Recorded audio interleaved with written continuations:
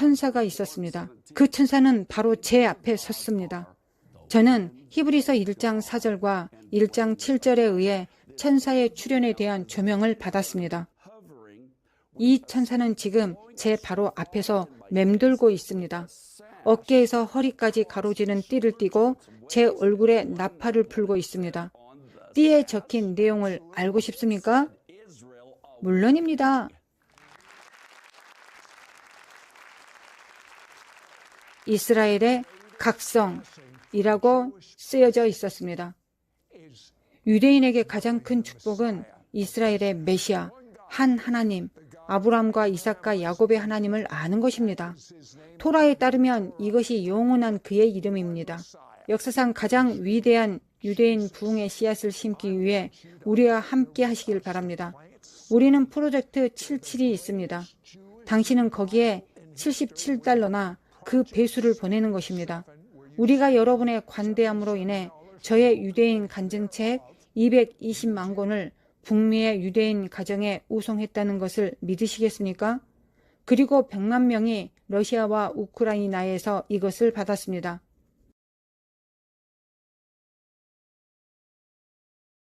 로마서 10장 14절에서 15절을 숙고해 주셨으면 합니다. 그런즉 그들이 믿지 아니하는 일을 어찌 부르리요? 듣지 못하는 일을 어찌 믿으리요? 전파하는 자가 없이 어찌 들으리요? 보내심을 받지 아니하였으면 어찌 전파리요? 기록된 바 아름답도다 좋은 소식을 전하는 자들의 발이여 함과 같으니라.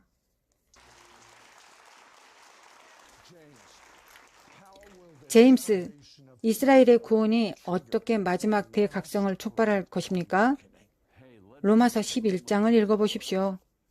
모든 믿는 자가 로마서 11장을 읽었으면 합니다. 네, 거기서 말하는 것은 복음이 먼저 유대인에게 가야 한다는 것입니다. 한 가지 빠진 부분이 있습니다. 바울이 그렇게 말을 했을 때 대부분의 사람들이 생각했습니다. 역사적 질서에 대해서만 이야기하고 있었습니다. 그것은 역사적 질서였습니다. 하지만 그 이상이 들어있습니다. 자, 말씀해 보세요. 우리는 복음의 사도적 질서로 돌아가야 합니다.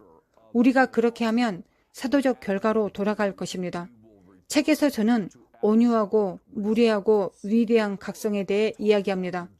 그것은 에레미야 16장과 23장에서 어부와 사냥꾼에 대해서 기록된 것과 유사합니다. 여호와의 말씀이니라. 보라, 내가 많은 어부를 불러다가 그들을 낫게 하며 그 후에 많은 포수를 불러다가 그들을 모든 산과 모든 언덕과 바위 틈에서 사냥하게 하리니. 하나님의 사랑이 여전히 이스라엘에게 있습니다. 그리고 또한 사냥꾼들, 이 격렬한 시간들이 있을 수도 있습니다. 그러나 세상이 이제까지 본 적이 없는, 교회가 본 적이 없는, 이스라엘은 본 적이 없는 가장 위대한 각성을 위해 이 모든 것이 함께 사용됩니다. 바로 지금 저는 부분적으로 일어나고 있는 것에 대해 말씀드립니다. 심지어 우크라이나에서 그것은 무례하고 끔찍한 일입니다. 그러나 동시에 일어나고 있는 하나님의 구속적 목적이 있을 수 있을까요? 왜냐하면 저는 알리야를 이스라엘로 만들고 있는 일부 유대인이 있다고 생각합니다. 그래서 이스라엘은 우크라이나에 있는 유대인을 최대 10만 명까지 예상하고 있습니다. 하지만 동시에 무슨 일이 일어나고 있습니까? 구소련에서도 여러 가지 상황이 악화되고 있습니다. 유대인들이 그곳에서 지금 무엇을 생각하고 있을 것 같습니까? 이스라엘로 가라. 성경이 말하는 대로 북방 땅보다 실제로 더 안전한 이스라엘로 가라. 제임스, 당신은 이 새 책에 너무 많은 계시를 담았습니다. 저는 당신이 사람들에게 말해야 한다고 생각합니다. 그들은 전에 이것을 들어본 적이 없습니다. 교회의 역사상 가장 중요한 하나님의 영의 움직임을 담고 있습니까?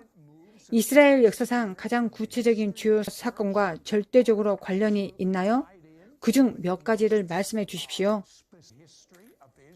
물론입니다. 그래서 바로 여기에서 평행 관계가 있다고 말씀드리고 싶습니다. 1948년에 이스라엘 국가가 탄생했습니다. 1948년에 늦은비 운동과 성령의 치유와 구원 운동이 있습니다. 1967년 이스라엘에서 일어난 전쟁은 어떻습니까? 그때 무슨 일이 일어납니까? 카리스마파 운동과 예수 피플 운동의 탄생이 있었습니다. 그리고 잊지 마십시오. 성령의 세 가지 역사가 있었습니다. 메시아 운동이 탄생했습니다. 1967년 그 시기에 일어난 세 가지 운동입니다. 1973년에 또 다른 전쟁이 일어나고 동시에 일어나는 또 다른 성령의 역사가 있습니다. 우리는 이스라엘에서 일어난 이 모든 주요 전쟁을 추적할 수 있었습니다.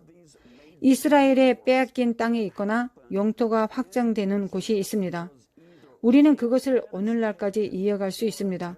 그래서 저는 이스라엘에서 전쟁과 유혈 사태가 일어날 때마다 그리스도의 몸 안에서 일어나는 확장, 곧 성령의 역사가 있다고 말씀드리고 싶습니다. 그거 아십니까? 이스라엘에서 전쟁이 일어나는 것이 그리스도의 몸의 축복이라면 그들이 죽은 자 가운데서 부활하신 메시아를 영접할 때 얼마나 더 큰 축복이 있겠습니까? 맞습니다. 그리고 이 책의 마지막 장은 이스라엘과 중동의 신비에 관한 내용입니다. 저는 이 주제를 다루기 위해 몇 년을 기다렸습니다. 그리고 기도하고 기다렸습니다. 그 비밀, 해결, 응답은 사람에게서 오지 않기 때문입니다. 그 답은 큰 희망입니다. 그 답은 메시아의 재림입니다. 그 답은 예슈아입니다. 그 답은 예수 그리스도 자신이십니다. 그리고 사실 유대 민족이 완전히 그 땅으로 돌아올 때 메시아 예수를 그들의 메시아로 집단적으로 돌이켰음을 나타내는 말씀이 있는 것 같습니다. 그런 다음 눈 가리개를 벗고 그들은 예수님이 주님이심을 봅니다. 예수는 메시아입니다. 우리는 위대한 각성이 있다고 믿습니다. 우리는 영광의 각성이 있다고 믿습니다. 우리는 바로 그 문턱에 서 있습니다. 여러분, 많은 분들이 저를 한동안 지켜봐 주셨는데요. 여러분 중 많은 분들이 이 프로그램을 지켜봐 오셨다는 걸 알고 있습니다. 당신은 망설이고 있습니다. 당신은 성경을 믿는 것에 망설이고 있습니다. 당신은 메시아에 대해 망설이고 있습니다. 저는 여러분을 기도로 인도하고 싶습니다. 여러분이 이것을 소리내어 기도하기를 바랍니다. 하나님이 당신을 위해 가지고 계신 모든 것을 갖기를 원합니다. 이제 망설임에서 벗어날 때입니다. 하나님께서 당신을 그렇게 되도록 창조하신 남자와 여자, 그리고 소년과 소녀가 될 때입니다. 그리고 이제 말만 하는 것 이상을 해야 될 때입니다. 너희는 위로하라. 너희는 내 백성을 위로하라. 진정한 위안은 참된 위로, 즉 우리 주 예수 그리스도의 복음을 선포하는 것으로부터 옵니다. 저는 지금 당신에게 그것을 선언합니다. 제 뒤를 따라 이 기도를 반복하십시오. 최선을 다해 믿으십시오. 하나님이여, 저는 죄인입니다. 정말 죄인입니다. 저는 믿습니다. 예수님의 피가 내 죄를 씻어 주십니다. 저는 깨끗합니다. 이제 깨끗해졌습니다. 저는 이스라엘의 메시아를 요청합니다. 예수여, 제 안에 오셔서 사소서. 저의 죄의 대가를 치러주셔서 감사합니다. 이제 당신을 제 삶의 주인으로 모십니다.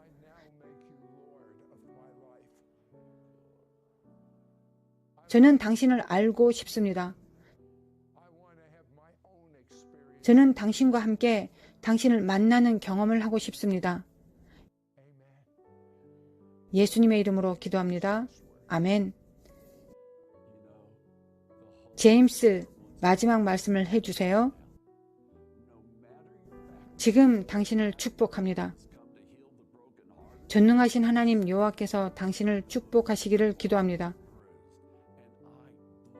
주님께서 당신을 축복하시고 지켜주시기를 기도합니다.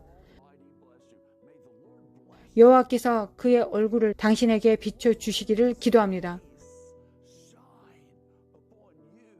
여호와께서 당신에게 그의 샬롬을 주시기를 기도합니다. 예슈아의 강력한 이름으로 기도합니다.